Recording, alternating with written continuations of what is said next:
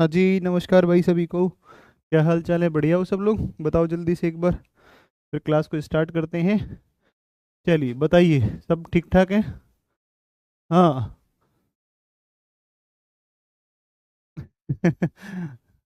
आप रील्स देखते हैं क्या? रील्स मत देखा करो यार तुम लोग यार।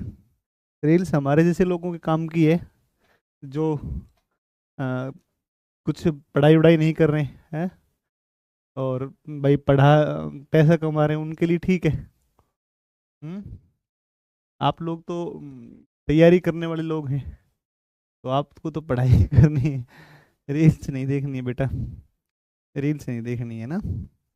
चलिए, लास्ट में बच्चे हमने लिखा था कि इनमें परमाणुओं के अंदर देखो, एक विस्फोट हुआ और जो सिंगुलरिटी था वो फैल गया, विस्तार हो गया। ऊर्जा, समय, प्रकाश, तापमान, ये सब चीज़ें पहली बार अस्तित्व में आई, है ना। ये विस्फोट लगभग 13.7 अरब वर्ष पूर्व हुआ।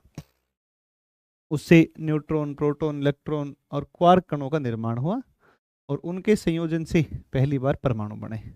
परमाणुओं में आपसी टक्कर हुई और आपसी टक्कर से आप देखोगे कि अ, आपसी टक्कर हुई और उष्मा ऊर्जा के प्रभाव से नाभिकीय संलयन प्रक्रिया शुरू हो गई।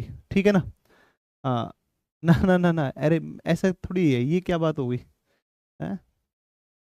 हाँ, एनसीईआरटी पढ़ लो आप, साथ साथ एनसीईआरटी को पढ़ते रहो। ज़्यादा बेनिफिशियल रहेगा ना, ज़्यादा बढ़िया रहेगा अगर आप पढ़ोगे तो। ठीक है।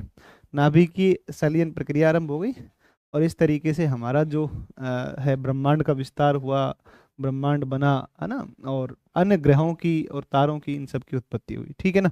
चलिए, तो बिग बैंग सिद्धांत जो है ये, इस थ्योरी को जो है विस्तारित ब्रह्मांड परिकल्पना, है ना, इसे ये भी कहा जाता है। This theory is called expanding universe hypothesis. ठीक है। तो एक पॉइंट आप इसमें लिख सकते हैं कि अ, एक ये लिख सकते हैं कि इस प्रकार से आप लिख दें कि नाभिकीय संलयन से युक्त क्षेत्र ही ऊष्मा ऊर्जा तथा प्रकाश युक्त तारे कहलाए, है ना। तो ये आप एक पॉइंट इसमें लिख दो, जो लास्ट में आपने जहाँ छोड़ा था उसमें आप एक पॉइंट ये लिख दो, है ना।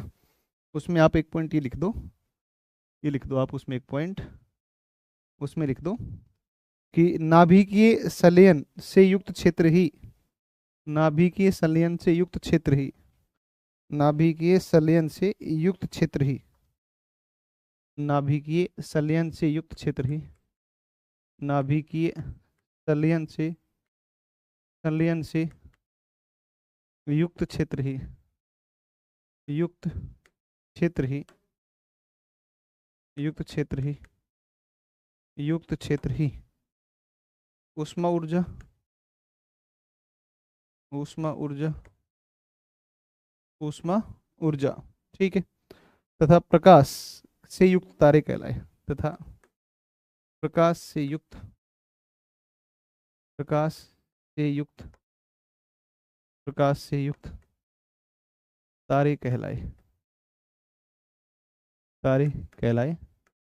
तथा इन तारों के समूह को ही हम किस नाम से जानते हैं? इन तारों के समूह को आकाशगंगा के रूप में जानते हैं। तथा तारों का समूह आकाशगंगा कहलाए। तथा तारों का समूह, तारों का समूह, तारों का समूह आकाशगंगा कहलाई, आकाशगंगा कहलाई। ठीक है ना, आकाशगंगा कहलाई। अब देखो, पहले तो हमने क्या पढ़ा? ब्रह्मांड पढ़ा। ब्रह्मांड क्या है, ब्रह्मांड से संबंधित सिद्धांत वगैरह है, ये किसने दिए? अब दूसरी बात पर हमने ब्रह्मांड हमने देख लिया, ब्रह्मांड ये है। अब आ गए हम किस पर? आकाशगंगा। अब आकाशगंगा को समझेंगे और आकाशगंगा को समझने के बाद में और फिर हम आएंगे आकाशगंगा में तारे होते हैं, फिर आएंगे तारों के ऊपर। और फिर तारों की उत्पत्ति को पढ़ने के बाद में पढ़ेंगे कि एक तारा सूर्य भी है, और एक तारा सूर्य पढ़ेंगे। सूर्य का एक सिस्टम है जिसको सोलर सिस्टम बोलते हैं या सौर तंत्र बोलते हैं, फिर उसके अंदर ग्रह, तब जाकर के आपका ये चैप्टर कंप्लीट होगा, है ना। स्टेप बाय स्टेप पढ़ा रहा हूँ मैं आपको, कितना सिस्टमेटिक वे में। ठीक है ना। तो लिख दो, the area containing nuclear fusion, the area containing nuclear fusion, containing nuclear fusion are called star, are called star, है ना, आर कॉल्ड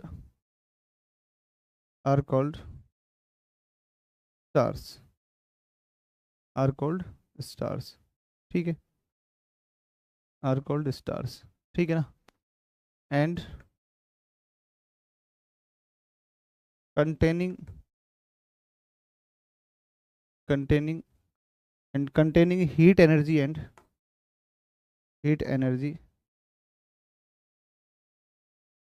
light,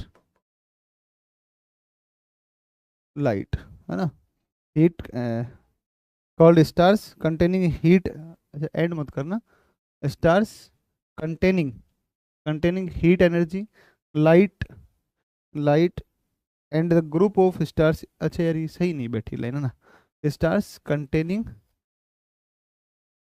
लाइट, है ना। चलो ये ठीक है, यहाँ तक कर लो, ये ठीक है,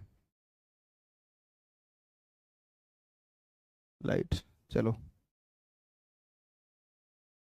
ये प्रकाश से युक्त रहे, ठीक है ना, ये क्षेत्र कैसे रहे, प्रकाश से ऊर्जा से युक्त रहे, ठीक है।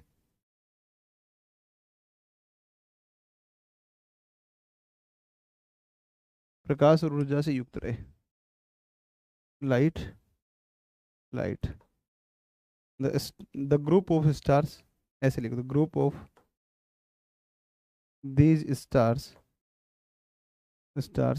कॉल्ड गैलेक्सी, गैलेक्सीज, है ना। तो ये तारों का जो समूह था ये क्या कहलाई, गैलेक्सी कहलाई, गैलेक्सी कहलाई, तारों का जो समूह था ये क्या कहलाई, गैलेक्सी कहलाई, गैलेक्सी कहलाई, ठीक है, तारों का समूह क्या कहलाई, गैलेक्सी कहलाई। ये बात हो गई आपकी यहाँ तक, क्लियर है।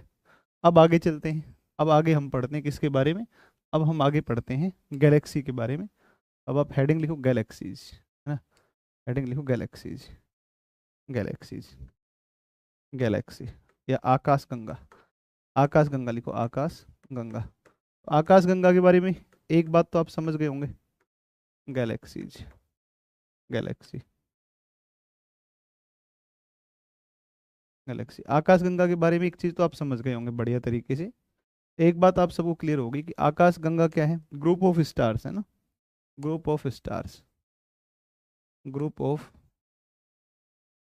स्टार्स, है ना, तारों का समूह क्या कहलाती है, आकाश गंगा। एक बात सबको क्लियर हो गई होगी। अब दूसरी बात पर आते हैं ना, और दूसरी बात पर अगर हम बात करें तो दूसरी बात पर ये आओ कि ग्रुप ऑफ स्टार्स आकाश गंगा होती है, हमारी आकाश गंगा वो कौन है, वो हमारी आकाश गंगा कौन है, तो मंदाकिनी, है ना, मिल्की वे, हमारी आकाश गंगा जिसमें हमारा सोलर सिस्टम है, हमारी आकाश गंगा मंदाकिनी, मंदाकिनी, है ना। तो आप कहोगे our galaxy is Milky Way, Milky Way, है ना। हमारी आकाशगंगा कौन सी है, हमारी आकाशगंगा कौन सी है, तो हमारी आकाशगंगा ये कौन है, ये मंदाकिनी है, एक बात। दूसरी बात पर आते हैं, दूसरी बात पर आते हैं, अगर हम मंदाकिनी की बात करें, आप अगर मंदाकिनी की बात करते हैं तो मंदाकिनी का जो डायमीटर है, जो व्यास है, वो 1 लाख प्रकाश वर्ष है, 1 लाख लाइट ईयर है। तो लाइट ईयर या प्रकाश वर्ष आप जानते हैं कि प्रकाश वर्ष जो होती है वो प्रकाश वर्ष इकाई होती है किसकी, तो प्रकाश वर्ष इकाई होती है किसकी, डिस्टेंस की। तो दो सेलेस्टियल बॉडीज या दो खगोलीय पिंडों के बारे में, या दो खगोलीय पिंडों के बीच में जो भी जो डिस्टेंस होती है उसको नापने के लिए, जैसे अपने अर्थ के ऊपर दो स्थानों के बीच में किससे मापते हैं, किलोमीटर में मापते हैं, जैसे समुद्र में नॉटिकल माइल से मापते हैं, ऐसे नापते हैं ना। ऐसे ही ध्यान रखना कि जो दो सेलेस्टियल बॉडीज होती हैं यूनिवर्स के अंदर, उनके बीच की डिस्टेंस को जब भी देखा जाएगा तो वो हमेशा प्रकाश वर्ष में आएगा, है ना, लाइट ईयर में आएगा, ठीक है ना। तो वो लाइट ईयर में आएगा। और ये जो हमारी मंदाकिनी है इसे सबसे पहले किसने देखा था, तो ये भी ध्यान रखना, इनका नाम था गैलीलियो। गैलीलियो ने सबसे पहले, गैलीलियो जो थे, ये गैलीलियो के बारे में आपने सुना होगा, है ना। और गैलीलियो ने सबसे पहले देखा था मंदाकिनी को। एक सेकंड रुकना।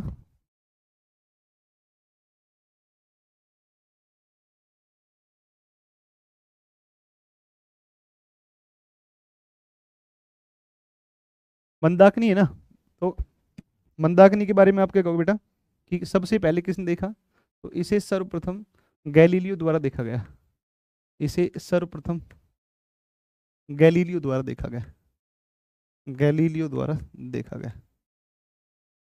गैलीलियो द्वारा देखा गया। गैलीलियो द्वारा देखा गया, है ना। सर्वप्रथम गैलीलियो द्वारा देखा गया, है ना। It was seen first by Galileo. अरे भाई इसकी स्पेलिंग देख। हाँ, गैलीलियो, है ना। तो गैलीलियो ने इसे सबसे पहले देखा। ठीक है, गैलीलियो ने सबसे पहले देखा। दूसरी बात पर आते हैं। इस मंदाकिनी जो है ना, ये सर्पिलाकार है। ठीक है ना, सर्पिलाकार है। सर्पिलाकार, स्पाइरल शेप, है ना। स्पाइरल शेप है इसकी, सर्पिलाकार है। ठीक है, सर्पिलाकार है। इसमें अगर इसमें देखोगे तो इसकी नियरेस्ट, सबसे नज़दीक जो आकाशगंगा है, सबसे नज़दीक आकाशगंगा, ये पूछता है क्वेश्चन, है ना। सबसे नज़दीक की आकाशगंगा, आकाशगंगा, आकाशगंगा एंड्रोमेडा है। एंड्रोमेडा है ना। आप क्या कहोगे? एंड्रोमेडा है। तो nearest Galaxy is Andromeda. Andromeda, Andromeda, nearest Galaxy is Andromeda. Andromeda. एक ओरियन नेबुला है, ओरियन नेबुला, है ना। दुग्ध मेखला भी कहते हैं, क्योंकि ये जो है सफ़ेद रंग की दिखाई देती है। इसे आकाश की स्वर्ग की गंगा कहते हैं। स्वर्ग की गंगा, है ना। स्वर्ग की गंगा, ठीक है ना। गंगा ऑफ हेवन कहते हैं। वह दुग्ध मेखला भी इसको कहा जाता है, क्योंकि सफ़ेद रंग की दिखाई देती है। शीतकाल के दौरान जो कृष्ण पक्ष होता है, उसमें ये साफ देखी जाती है, दुग्ध मेखला। ठीक है, मेखला कहा जाता है, भी कहा जाता है। ठीक है, दुग्ध मेखला भी कहा। आ तो गए मिल्की वे, हो तो गए मिल्की वे। ये रहा दुग्ध मेखला, ये रहा मिल्की वे, कहा जाता है। ठीक है, कहा जाता है। एक इसका जो डायमीटर है, डायमीटर, ये इसको कह दो व्यास। इसका जो व्यास है, वो इसका व्यास कितना है? 1 लाख प्रकाश वर्ष। 1 लाख प्रकाश वर्ष है। 1 लाख लाइट ईयर।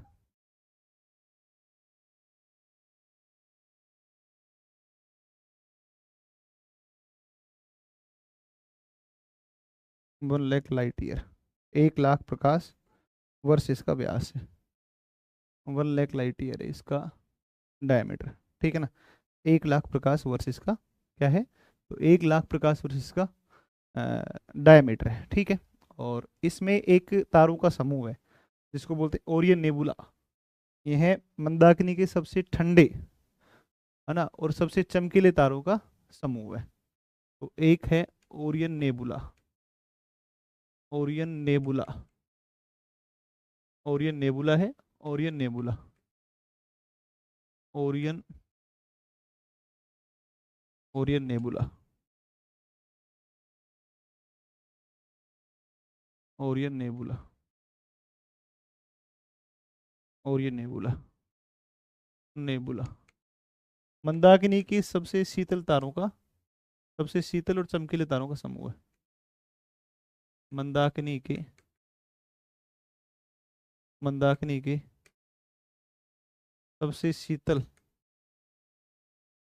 व चमकीले तारों का समूह। चमकीले तारों का समूह, तारों का समूह है। ठीक है, सबसे चमकीले तारों का समूह है ना, तो आप कहोगे cool and shining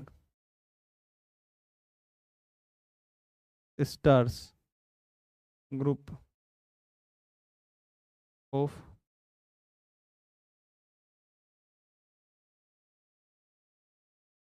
milky Way, Milky Way. ठीक है, तो ये सबसे ठंडे और शीतल तारों के समूह है। ठीक है, तो और ये नेबुला हो गया। और क्या है, और ये हो ही गई इसका। ठीक है, तो ये कुछ जानकारियां हुई किसके बारे में, ये कुछ जानकारियां हुई इसके बारे में, मंदाकिनी के बारे में। अब अपने पढ़ लेते हैं, और क्या पढ़ लेते हैं अब अपने देख लेते हैं एक तो कि ये जो हमारी गैलेक्सी है आकाशगंगा यानी कि मंदाकिनी, इस मंदाकिनी में इसे कब देखा जाता है, तो इसे साफ कब दिखाई देखा जा सकता है, तो इसे या मंदाकिनी को मंदाकिनी को शीतकाल के दौरान, कृष्ण पक्ष में जब अंधेरा होता है ना, शीतकाल के दौरान, शीतकाल के दौरान कृष्ण पक्ष में है ना, डार्क साइड, कृष्ण पक्ष में साफ देखा जाता है।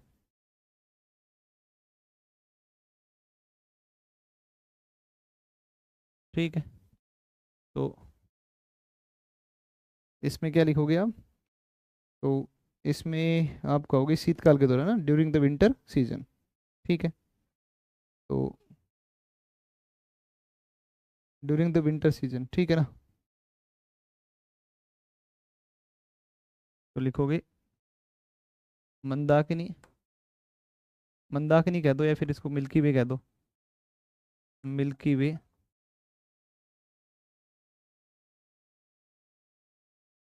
Is clear visible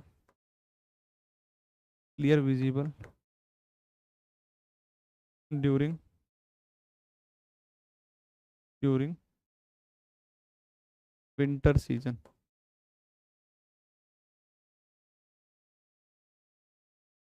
dark side ना। तो डार्क जो पक्ष होता है ना, डार्क साइड जो होती है यानी कृष्ण पक्ष में इसको साफ साफ देखा जाता है। ठीक है ना, तो ये मंदाकिनी से संबंधित कुछ जानकारियां हैं। अब अपने एक छोटा सा मैं आपको दिखा देता हूँ, और छोटा सा दिखा देता हूँ एक डायग्राम इसका, ताकि थोड़ा माइंड सेट हो जाए ना इसको लेकर के। मिल्की वे,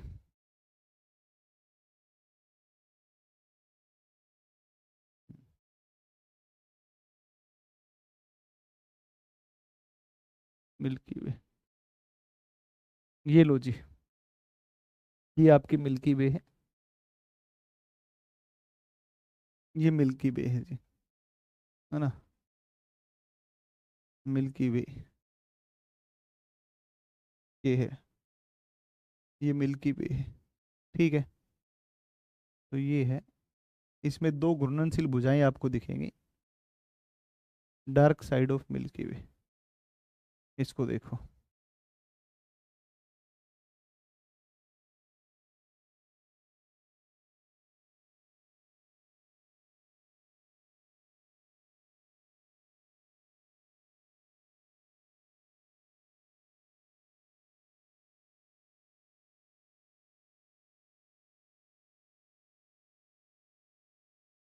नहीं आई क्या, भाई तुम 2 मिनट 1 मिनट वेट करना रही, मैं उस डायग्राम एक बार उसको अपलोड कर लेता हूँ, थोड़ा इसके बारे में कुछ समझाना है आपको ना।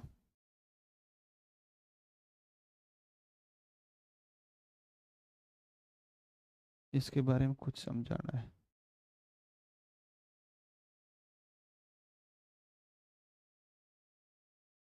1 मिनट रुको तुम, व्हाट्सएप खोलना इस पर।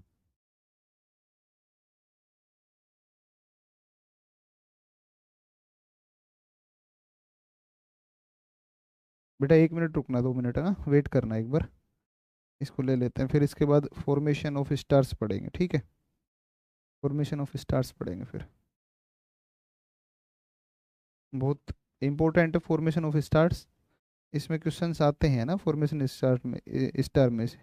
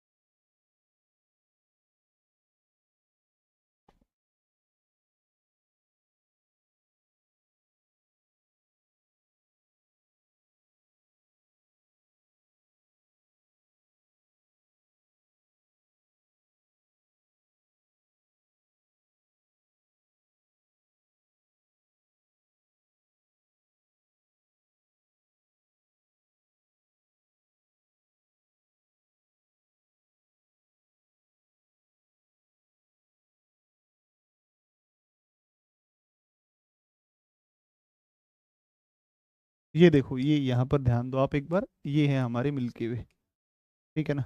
ये है हमारे मिल्की वे, मतलब मंदाकिनी, मीन्स मंदाकिनी, ठीक है। इसमें आप देखो एक बार, आपको दिखेगा ये जो क्षेत्र है, ये आपकी मंदाकिनी का केंद्र है ना।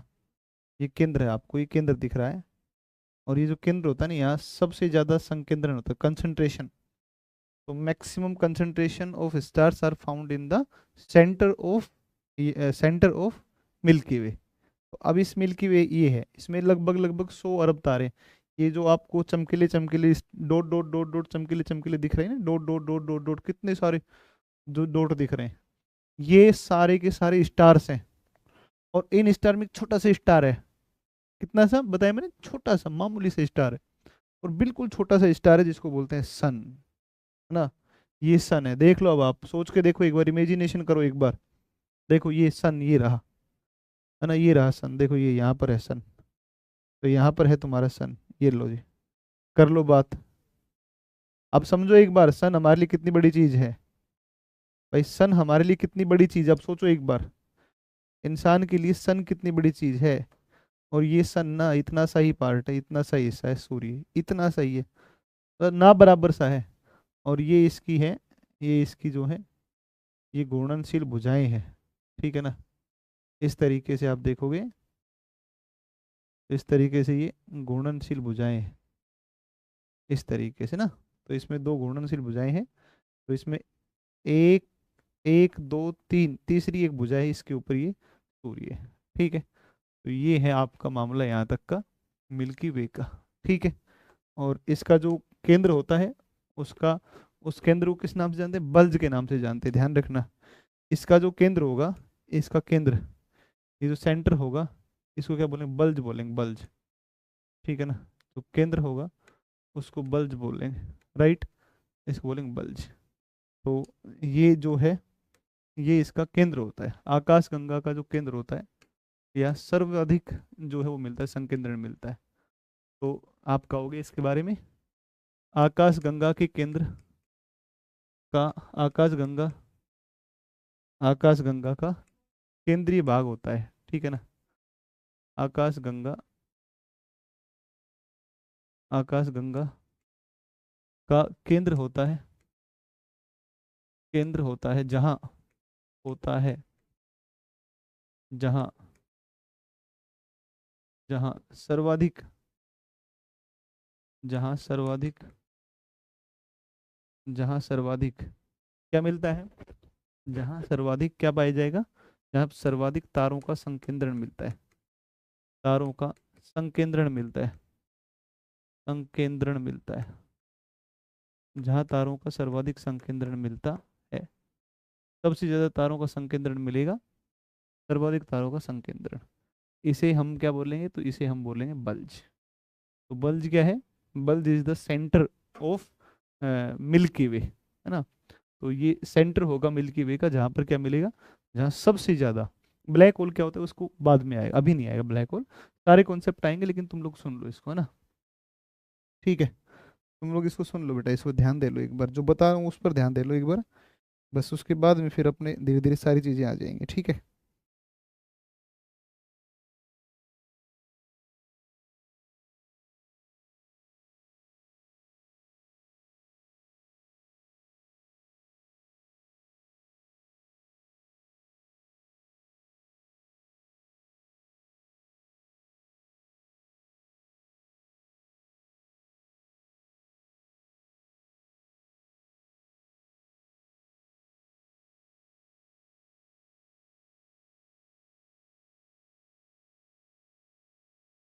देखो ये कुछ एक डायग्राम से ही क्लियर होगा ये तो ना, क्या ही करें इसमें तो, बताओ। भाई डायग्राम से ही क्लियर होंगी ये चीज़ें तो, जो है वो तो डायग्राम के लायक है, तो उनको यहाँ से कर लेते हैं डायग्राम से।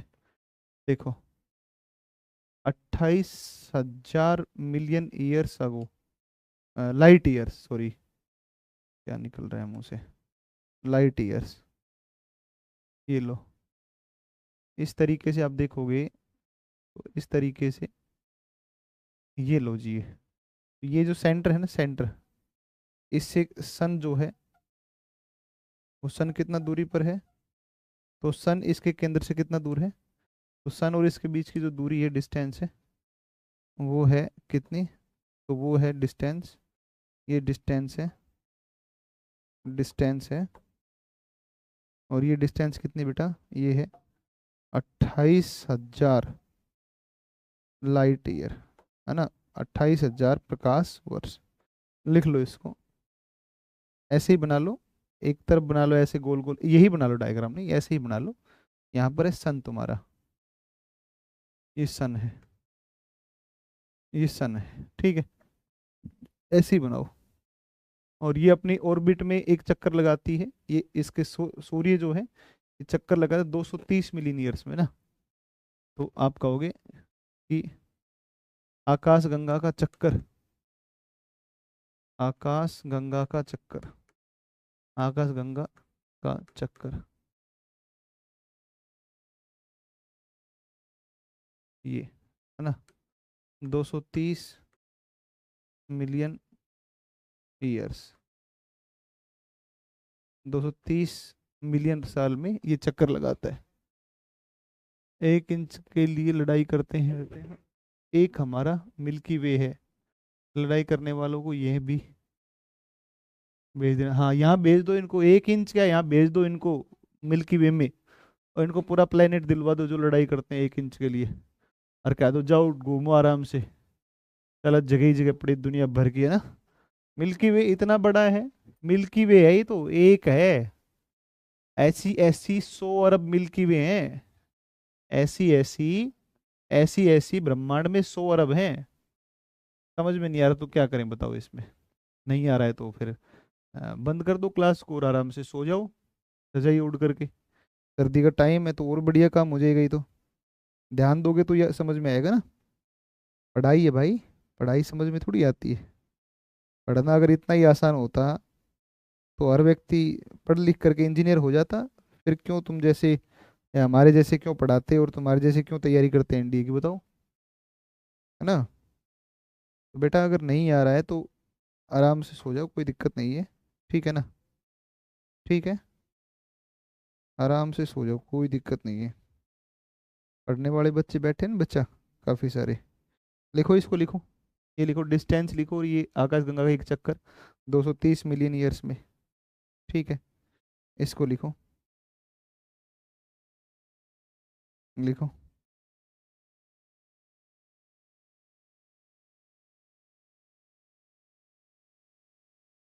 लिख दिया, बल्ज, तो ये आपने लिख दिया होगा ना, ये लिख दिया होगा सबने, ठीक है। बल्ज, बल्ज क्या है, तो बल्ज में क्या कह दिया कि centre of Galaxy, centre of Galaxy, है ना, और यह यहाँ पर क्या मिलेगा, मैक्सिमम कंसंट्रेशन,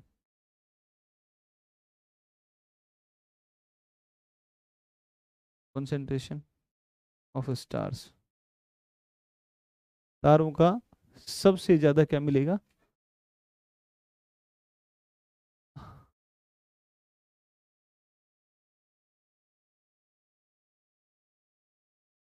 सबसे ज्यादा कंसंट्रेशन मिलेगा ना,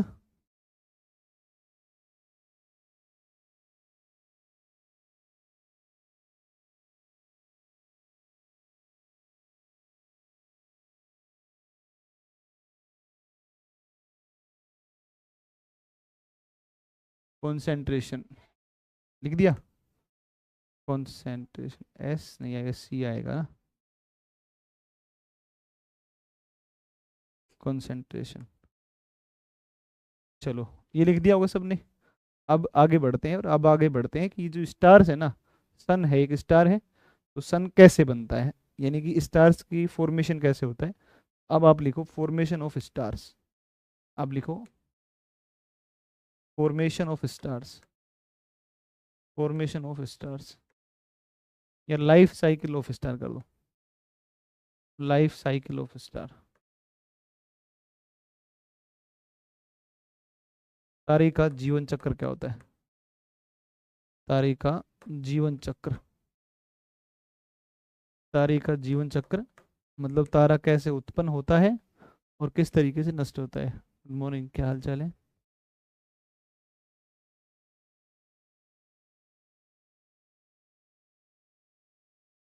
ठीक है, तो देखो विंटर सीजन में क्या होता है ना कि मौसम, आसमान साफ होता है, तो आसमान साफ जिस महीने में रहेगा उस महीने में दिखाई देगा। अब जिस महीने में भी आसमान साफ नहीं होगा तो नहीं दिखेगी।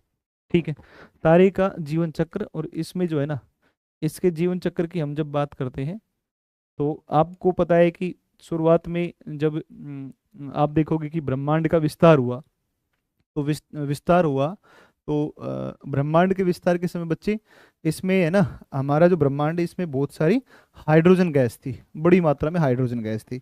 हाइड्रोजन के साथ साथ जो है हाइड्रोजन के साथ साथ कुछ मात्रा में हीलियम भी अवेलेबल थी। तो सबसे पहले क्या हुआ कि सबसे पहले हाइड्रोजन के अणुओं के बीच में क्या होता है, मोटा मोटा बता दे रहा हूँ। हाइड्रोजन के अणुओं के बीच में क्या होता है, इनका अपना एक द्रव्यमान होता है, इसलिए इनमें आकर्षण बल होगा, और आकर्षण होगा तो ये क्या होंगे, एक दूसरे की तरफ क्या आएंगे, आकर्षित होंगे, अट्रैक्ट होंगे, अट्रैक्ट होकर के एक दूसरे के नजदीक आएंगे। और जब ये एक दूसरे के नजदीक आएंगे तो सघन काले रंग के बादलों का निर्माण होगा, और वो सघन जो काले रंग के बादल होंगे, उन सघन काले रंग के बादलों का निर्माण होगा, और उसको प्रोटोस्टार कहा जाएगा, उसको आदि तारा कहा जाएगा। बाद में जब वो हाइड्रोजन के पार्टिकल जब बहुत नजदीक आ जाएंगे तो उनमें आपस में टक्कर होने लगेगी, और जब वो आपस में टकराएंगे तो उससे क्या होगा, उससे एनर्जी उत्पन्न होगी, हीट जनरेट होगी, और फिर धीरे धीरे धीरे धीरे वो जो है ना वो पर कन्वर्ट हो जाएगा किसके अंदर।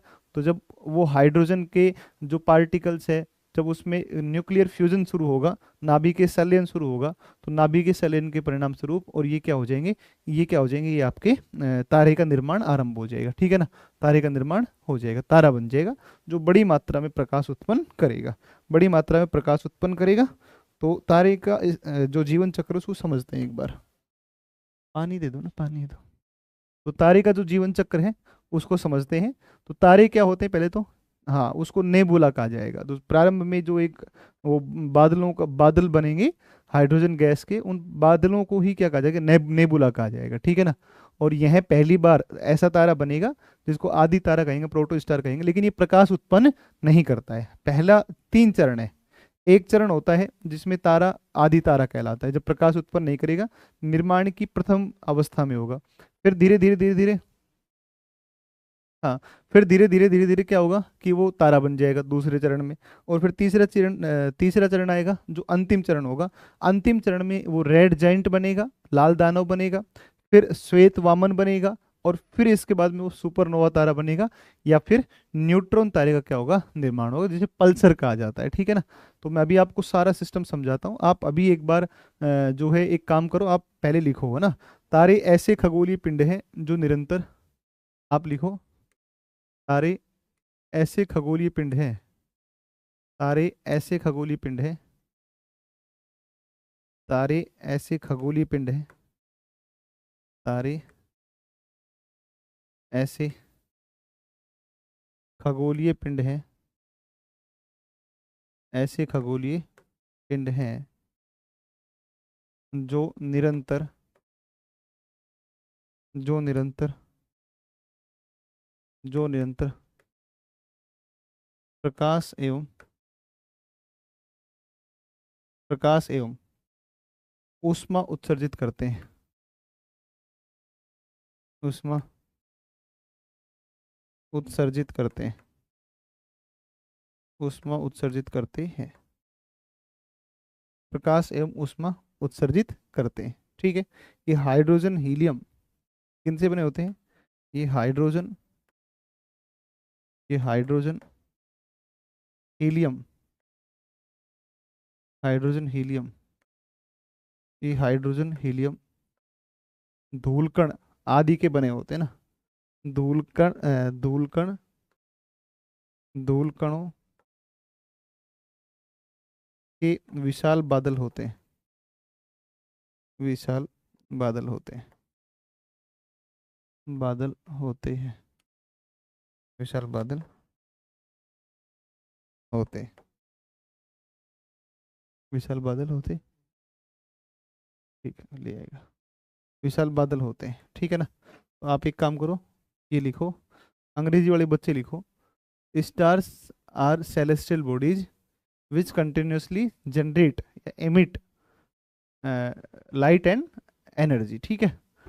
तो stars stars are celestial bodies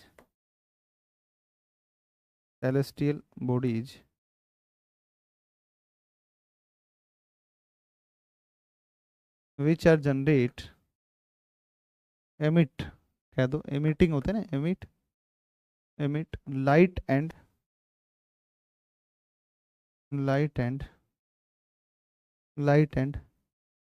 energy, light and energy continuously, continuously, ठीक है ना। फिर क्या होगे, these are the clouds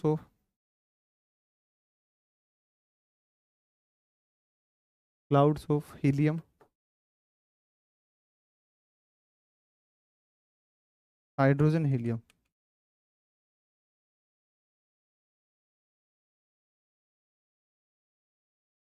hydrogen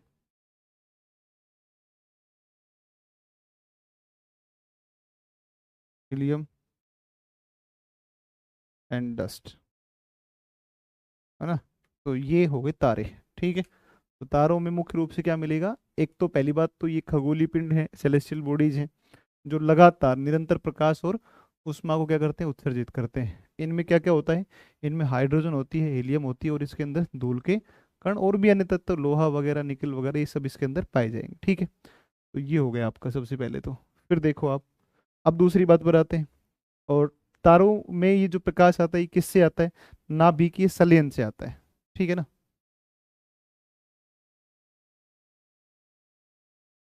तो देखो इसमें, अब अगर अपने बात करें, तो इनमें जो ये जो प्रकाश होता है, ये ऊर्जा आती है नाभिकीय संलयन से आती है ना। तो भाई इंग्लिश स्पीकिंग तो कैसे डेवलप करनी है इसका तो प्रियांशु सर ही बताएंगे, इंग्लिश वाले टीचर आपके।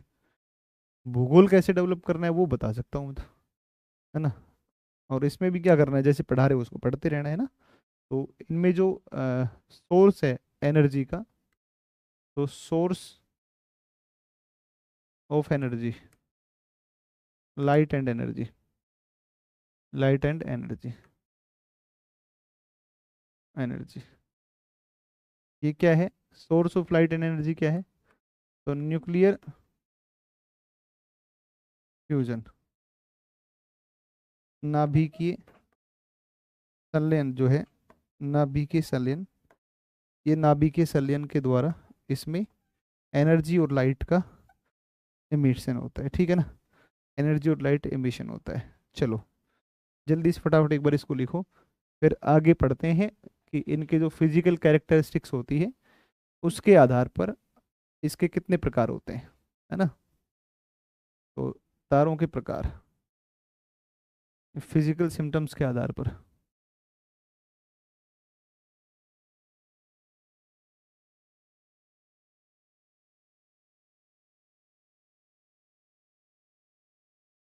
नहीं उससे भी ज़्यादा है।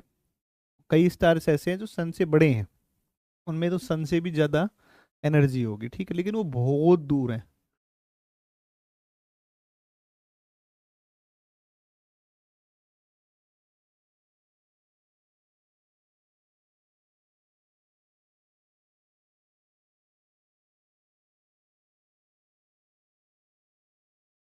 सारे स्टार्स देखो, एक बात को समझो, यूनिवर्स खुद मूवमेंट कर रहा है, बात को समझो एक बार। इस दुनिया के अंदर एक सिस्टम है घूमने का, रोटेशन का, और सब घूम रहे हैं, आप समझो इस बात को कि सब घूम रहे हैं, यूनिवर्स खुद घूम रहा है, पता नहीं कहाँ घूम रहा है, घूम रहा है, ठीक है ना, खुद स्टेबल नहीं है। यूनिवर्स के अंदर चक्कर लगा रही है, यूनिवर्स के सेंटर पे चक्कर लगा रही है कौन, तो ये घूम रही है गैलेक्सीज। गैलेक्सीज में चक्कर लगा रहे हैं कौन, तो गैलेक्सीज में चक्कर लगा रहे हैं कौन, तो गैलेक्सी में चक्कर लगा रहे हैं स्टार्स। स्टार्स के चारों तरफ चक्कर लगा रहे हैं कौन, सैटेलाइट, ये जो प्लैनेट्स हैं, प्लैनेट्स। और ग्रहों के चक्कर लगा रहे हैं उपग्रह, उपग्रह लगा रहे हैं ना। और उपग्रहों के अंदर एक उपग्रह है जिसका नाम है कौन सा, पृथ्वी एक ग्रह है, सॉरी। और पृथ्वी ग्रह के ऊपर चक्कर लगा रहा है मनुष्य, यहाँ से वहां। ये आदमी उसके पीछे, वो औरत इसके पीछे, लगा रहे हैं ना चक्कर सब। या इस दुनिया में यहाँ से वहां और वहां से यहाँ, वहां से यहाँ, इस दुनिया में कुछ भी स्थिर नहीं है, सारी चीजें मूवेबल हैं, सब मूवमेंट कर रहे हैं, सब घूम रहे हैं, सब चक्कर लगा रहे हैं। कोई किसी के चक्कर लगा रहा है, कोई किसी के चक्कर लगा रहा है, कोई किसी के चक्कर लगा रहा है, ठीक है। तो सभी जो है ना, वो सभी के सभी चक्कर में पड़े हुए हैं, ध्यान रखना इस बात का। तो सब चक्कर में है, ठीक है ना। तो सब के सब चक्कर में है, कोई किसी के चक्कर, कोई किसी के चक्कर, कोई किसी के चक्कर, ठीक है। और आप भी किसी न किसी के चक्कर में हो, 100% आप देख लो, भले ही सोच के हो कि नहीं हो, बताओ। तुम लोग भी तो किसी के चक्कर में होंगे ना, सारे जितने भी हैं, एक भी नहीं बचा होगा तुम में से। तो ये चक्कर का चक्कर है ना, ये आपका नहीं है, ये चक्कर पूरी दुनिया का ही है। समझे कि नहीं समझे, ये पूरी दुनिया का ही चक्कर है ना। तो ये चक्कर जो है, ये तो जब तक मरोगे नहीं, जब तक ये चक्कर खत्म होगा नहीं, ठीक है ना। हाँ, सारी चीजें आगे पीछे एक दूसरे के घूम रहे हैं, सब घूम रहे हैं। अरे ब्रह्मांड घूम रहा है, आकाश गंगाएं घूम रही है, सूर्य घूम रहा है, ग्रह घूम रहे हैं, उपग्रह घूम रहे हैं। और उन ग्रहों के ऊपर पृथ्वी घूम रहा है, पृथ्वी अपने ऊपर भी घूम रहा है, खुद के अक्ष पे भी घूम रहा है, पूरे एक चारों तरफ तो घूम ही रहा है, अपने भी अक्ष पे घूम रहा है ना। कुछ लड़के कॉलेज के चक्कर में घूम रहे हैं, है कि नहीं है। तो सब इस दुनिया के अंदर घूम रहे हैं, कोई स्थिर नहीं है। समझ में आई बात। चलो, वर्ल्ड ज्योग्राफी हो जाएगा इस महीने में, कंप्लीट कर देंगे वर्ल्ड को, ठीक है ना। इस मंथ में लगभग लगभग एंड पे ला देंगे बस, फिर उसके बाद में डेली प्रैक्टिस करा करेंगे। फिर उसके बाद क्लास हटेगी नहीं आपकी कभी भी ज्योग्राफी की, एक क्लास डेली रहेगी एग्जाम तक, है ना। एग्जाम तक क्लास रहेगी, क्लास आपकी ज्योग्राफी खत्म नहीं होगी, लेकिन सिलेबस हो जाएगा। फिर उसके बाद में जो है अपने प्रैक्टिस शुरू कर देंगे, PYQ शुरू कर देंगे, ठीक है। हाँ, देख लो, तुम NDA के चक्कर में घूम रहे हो, कुछ सेफकेट के चक्कर में घूम रहे हैं, कुछ CDS के चक्कर में घूम रहे हैं। और जो इन सब के चक्कर में नहीं घूम रहे, वो शादी के चक्कर में, ब्याह के चक्कर में घूम रहे हैं, कहीं जुगाड़ हो जाए, कहीं जुगाड़ हो जाए, है कि नहीं, ठीक है।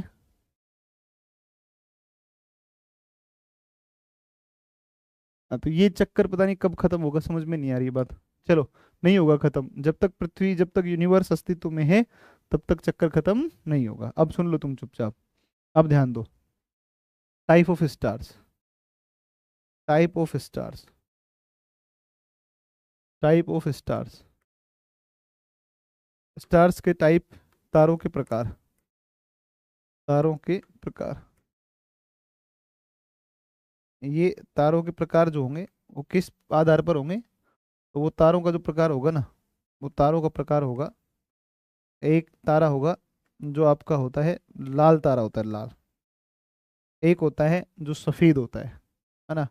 और एक होता है जो कैसा होता है, नीला होता है।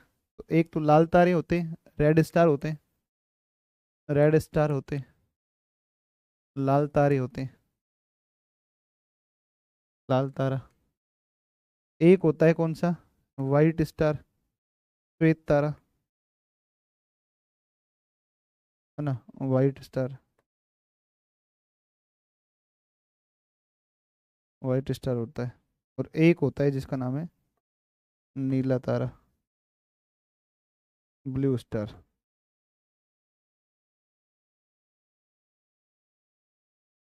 ब्लू स्टार है, ये तारों के प्रकार हैं, ठीक है ना।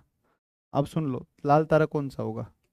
लाल तारा वह तारा होगा, लाल तारा वह तारा होगा जिस तारे में, लाल तारा वह तारा होगा जिस तारे में क्या होगा, जिस तारे का तापमान कम होगा। तो निम्न ताप का जो तारा होगा, लो टेम्परेचर का जो तारा होगा, वो क्या होगा, वो होगा आपका लाल रंग का। जिसका टेम्परेचर कम है, जिसका टेम्परेचर ज़्यादा है, अधिक टेम्परेचर है, वो श्वेत। और जो सबसे ज़्यादा तापमान होता है, वो सर्वाधिक ताप वाला होता है कौन सा, जिसको बोलते हैं नीला तारा ना, ब्लू स्टार बोलते हैं। तो इसका पृष्ठ तापमान अपेक्षाकृत निम्न होता है ना। इसमें लिखोगे इसका पृष्ठ तापमान, इसका पृष्ठ तापमान, इसका पृष्ठ तापमान अपेक्षाकृत क्या होता है, अपेक्षाकृत, अपेक्षाकृत निम्न होता है, अपेक्षाकृत निम्न होता है, अपेक्षाकृत निम्न होता है ना। तो इसका पृष्ठ तापमान, तो surface temperature, surface temperature found low relatively, है ना। तो इसका जो सरफेस टेम्परेचर है, वो सरफेस टेम्परेचर रिलेटिवली क्या मिलता है, तो ये रिलेटिवली लो मिलता है ना। दूसरा, इसका तापमान क्या मिलेगा, हाई, उच्च तापमान, हाई, उच्च तापमान, उच्च तापमान, high temperature, high temperature, high temperature. और एक क्या हो जाएगा, एक अत्यधिक उच्च हो जाएगा ना, अत्यधिक उच्च हो जाएगा, अत्यधिक उच्च तापमान। में गलती हो सकती है ना, अपने रेड को समझ जाएंगे कि रेड का सबसे ज्यादा होना चाहिए तापमान, लेकिन रेड का सबसे कम होता है। तो वेरी हाई टेम्परेचर, अत्यधिक उच्च तापमान होता है, ठीक है ना। तो ये होते हैं आपके टेम्परेचर के आधार पर तीन तारे, एक रेड, एक वाइट और एक कौन सा है, ब्लू। रेड, वाइट और ब्लू, ये तीन होते हैं, ठीक है।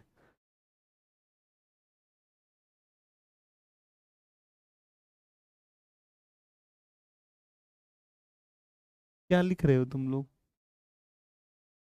पीडीएफ मिल तो रही होंगी आपको।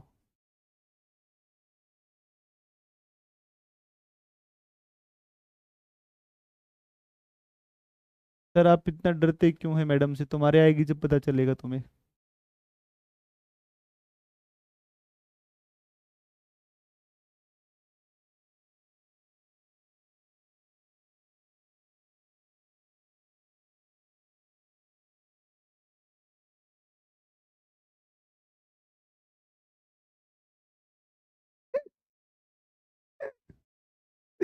अरे यार तुम बहुत लेवल के बच्चे हो रहे यार, तुम तो बड़े लेवल के बच्चे हो यार, तुम तो बहुत लेवल के बच्चे हो। भाई तुम पीडीएफ के चक्कर में मत रहा करो, तुम भी चक्कर में हो पीडीएफ के में ना। इसको लिखा करो ना, क्यों नहीं लिखते हो, नहीं लिखोगे तो याद नहीं होंगे ये आपको। अब मुझे ज्ञान देते रहते हो कि सर लिख के पढ़ाया करो, हैं?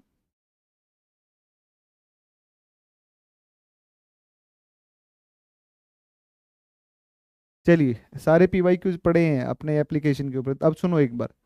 तारों की उत्पत्ति जो होती है, उसमें आकाशगंगा में हाइड्रोजन हीलियम के घने बादलों के रूप में एकत्रित होने के साथ तारों के जीवन चक्र की शुरुआत हो जाती है ना। तो हाइड्रोजन हीलियम जो है ना, वो घने बादल जब बनते हैं तो तारों के जीवन की चक्र की शुरुआत होती है ना। अब सुनो, तारों के निर्माण के चरण कौन कौन से होते हैं, इसके जो स्टेज है ना। तो एक बार आप लिखो तारों के निर्माण के चरण, तारों के निर्माण के चरण, ये लिखो, ऐसे चार्ट बनाएंगे ना। Stage of, stage of star formation,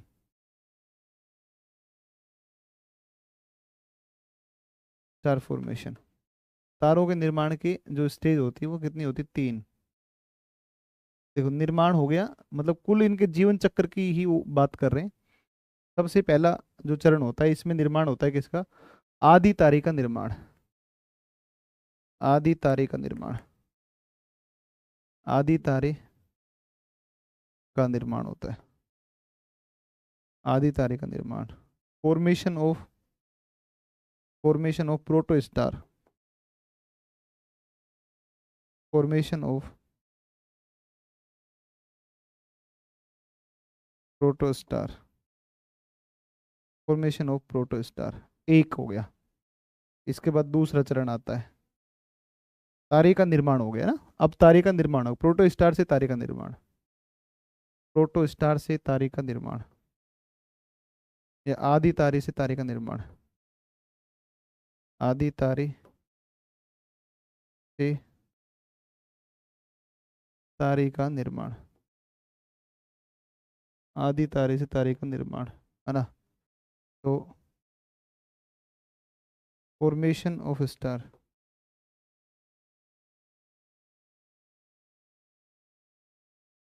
from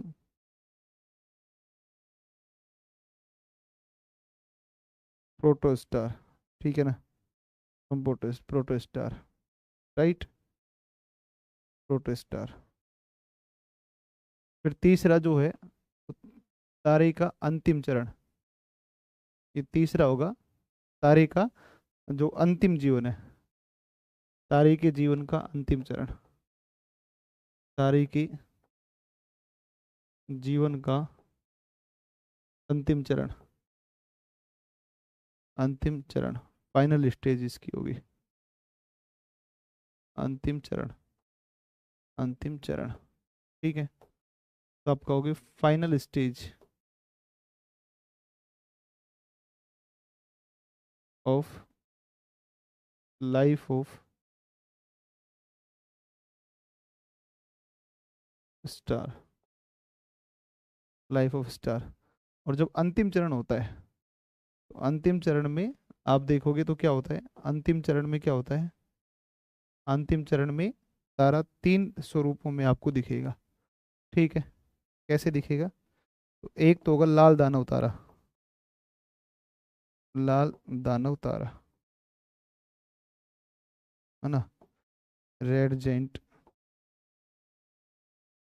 star, ये बनेगा लाल दानव तारा स्टार, ठीक है। एक दूसरा होगा फिर कौन सा, श्वेत वामन तारे का निर्माण, फिर इसमें दूसरा होगा श्वेत वामन तारे का निर्माण, फिर श्वेत वामन, व्हाइट ड्वार्फ वामन तारे का निर्माण,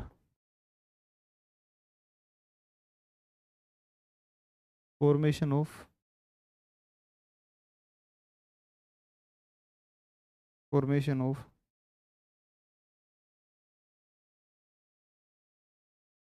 व्हाइट ड्वार्फ स्टार,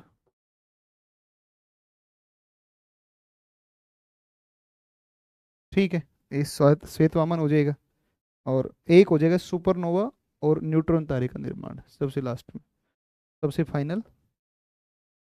दूसरा हो जाएगा सुपरनोवा विस्फोट एवं किसका, न्यूट्रॉन तारा ना, सुपरनोवा तारा बनेगा, सुपरनोवा, सुपरनोवा तारा एवं न्यूट्रॉन तारा का निर्माण, न्यूट्रॉन तारे का निर्माण,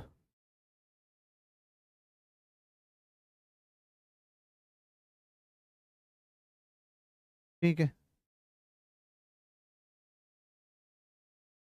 ठीक है जी, ये लो। तो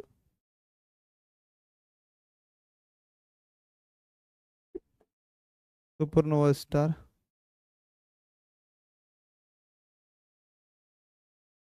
एंड न्यूट्रॉन, न्यूट्रॉन स्टार,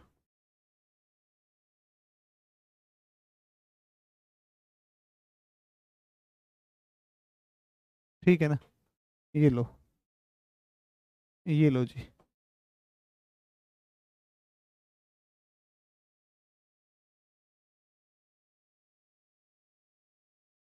ठीक है। चलो, ये हो गया आपका मामला यहाँ तक का। अब कल की क्लास में अपने पढ़ेंगे आदि तारा कैसे बनता है, क्या होता है आदि तारा, फिर आदि तारे से, और आदि तारे से तारा जो जैसे सूर्य है वैसे कैसे बनता है, और जब सूर्य अपने अंतिम चरण में होता है स्टार, तो उस समय के ऊपर वो क्या क्या बनता है, वो बनता है लाल दानव, श्वेत वामन और सुपरनोवा स्टार और न्यूट्रॉन स्टार, ठीक है ना। तो ये है ना भाई। चलो इसको पढ़ेंगे अपने कल की क्लास में। 21 अप्रैल को सब लोग, हाँ बिल्कुल सही बात है, जिस दिन एग्जाम होगा उस दिन सब जो है सबको साफ सूंघ जाएगा, ठीक है ना। किसी की आवाज, बोली, बातचीत कुछ नहीं निकलेगी, ठीक है। तो बेटा अभी तुम इतने आराम से मस्ती में झूम रहे हो ना तुम लोग, तुम्हारी हालत खराब हो जाएगी, है ना।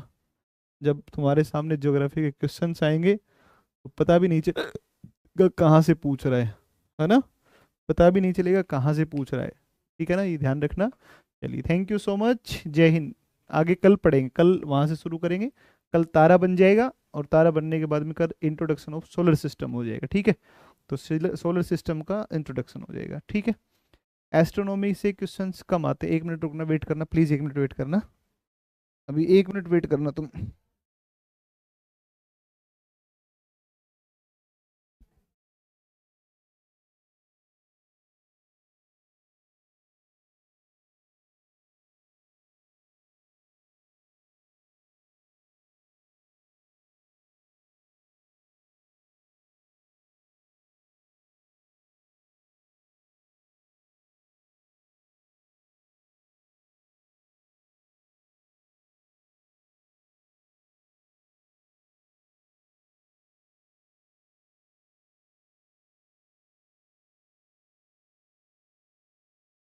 1 मिनट रुको, मैं मेरे पास है ना ये PYQs हैं, कुछ एनडीए के हैं, ये PYQs, 1 मिनट रुको इसमें। मैं अभी इसमें आपके पेपर के लिए टिक लगा रहा था। मैंने चलो आपको क्वेश्चन वो करवाना है ना, क्या बोलते हैं बेटा, आपको वो करवाएंगे, प्रैक्टिस करवाएंगे ना। तो मैंने सोचा चलो पहले ही तैयार करवा लेते हैं ना। तो मैंने ये पहले ही तैयार करवाने के लिए मैंने टाइपिस्ट को ही दिए थे ना।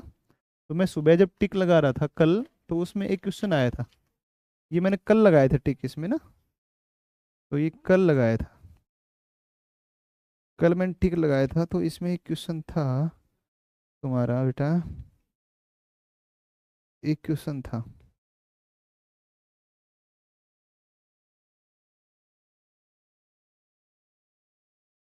ये रहा, ये रहा क्वेश्चन, सुन लो एक बार बेटा, क्वेश्चन सुनो एक बार ध्यान से। देखो ये है, निम्नलिखित खगोलज्ञों में से, जो खगोलविद होते हैं उन्होंने, में से किसने यह सिद्ध किया कि पृथ्वी और अन्य ग्रह सूर्य के चारों ओर परिक्रमा करते हैं। किसने सिद्ध किया कि सूर्य और अन्य ग्रह पृथ्वी और अन्य ग्रह जो है वो जो है सूर्य के चारों तरफ परिक्रमा करते हैं। ऑप्शन है आपके पास में, सूर्य के चारों तरफ परिक्रमा करते हैं ना। तो ये देखो एक बार विकल्प है पर, कोपरनिकस, विकल्प है कोपरनिकस, केपलर, गैलीलियो, और एक है न्यूटन। कल आपको नहीं बताया था क्या, याद करो एक बार, क्या आपको नहीं बताया था कि दो आपको अवधारणाएं बताई थी। एक अवधारणा बताई थी जिसका नाम था हेलियोसेंट्रिक, एक का नाम था जियोसेंट्रिक। निकोलस कोपरनिकस बताया था मैंने आपको, मैंने तो निकोलस और करके बताया था पूरा। गैलीलियो कहाँ आएगा, बताया नहीं था, हेलियोसेंट्रिक अवधारणा आपको, हाइपोथेसिस। और एक ये बताई थी, क्या नाम है इसको, इसको बोलते हैं जियोसेंट्रिक, टोल्मी ने दिया था, जियोसेंट्रिक टोल्मी ने दिया था। और फिर उसको बाद में 1546 के आसपास कोपरनिकस आते हैं, और कोपरनिकस फिर बताते हैं कि नहीं ये बात तो गलत है कि नहीं है। बेटा बताया था तुम्हें, ये तुम अब नहीं तुम्हें समझ में आ रही है बात तो अलग बात है, तुम्हें बताया यार बच्चा। तो तुम थोड़ा ध्यान दो भाई पढ़ाई के ऊपर। PYQs देखो, ये 2023 का ही पेपर लग रहा है मुझे तो, ये 2023 का पेपर है बच्चा ये, 2000 कब का है ये। दूसरा देखो एक और क्वेश्चन है एस्ट्रोनॉमी से, एक बच्चा कहता है एस्ट्रोनॉमी से कम क्वेश्चन आते हैं, कौन कह रहा है, 2 क्वेश्चन आए हैं इसमें, देखो एक बार। इसमें कह रहे हैं निम्नलिखित में से कौन सा दिए गए ग्रहों का उनके घनत्व में अवरोही क्रम बताओ। घनत्व में अवरोही क्रम बताना, डिसेंडिंग ऑर्डर बताना उनकी डेंसिटी में। 2 क्वेश्चन आ गए, 2 क्वेश्चन आए ना इसमें, इसमें से। तो फिर तुम कुछ भी दिमाग लगा रहे हो। NDA फर्स्ट पेपर है 2023 का, 2023 का फर्स्ट पेपर है ना। तो 2023 का फर्स्ट पेपर है। मैंने तो आपको वो अवधारणा का नाम लिखवा के लिखवाया था बेटा। ऐसे कैसे काम चलेगा बताओ, तुम ऐसे करोगे तो है, बताओ ऐसे कैसे काम चलेगा, है नहीं ना चलेगा काम ऐसे। लो लो लगता, बताओ ऐसे कैसे काम चलेगा। ना ना कुछ नहीं। बच्चे, बच्चों क्वेश्चंस, बेटा क्वेश्चंस निकालो, क्वेश्चंस पढ़ो, क्वेश्चंस को पढ़ो भाई। PYQs नहीं पढ़ रहे हो तो इसका मतलब है कि बात नहीं बनेगी।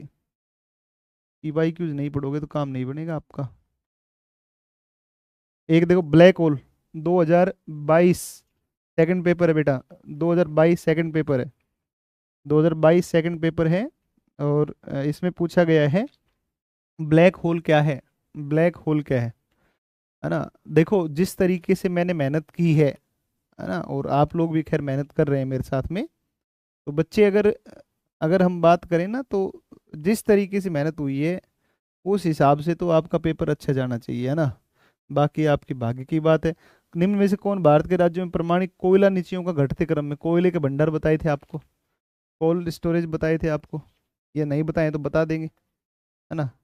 रिपोर्ट बतानी है आपको। NDA 2000 बेटा 19, ये क्वेश्चंस पूछे गए हैं, NDA 2019 में पूछे गए हैं, है ना, ये पूछे गए हैं। तो तुम लोग थोड़ा ध्यान दो, तुम लोग ऐसे मत करो, है ना बच्चे, थोड़ा सा ध्यान दो।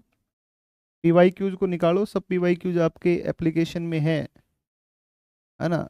एक बेटा इसमें देखो ये दिए हुए हैं दो क्वेश्चन आए हैं, निम्नलिखित में से कौन सी एक नदी पश्चिम की ओर बहने वाली नदी नहीं है, पश्चिम में नहीं बहती है। ये क्वेश्चन मैंने आपको करवाए सारी नदियां।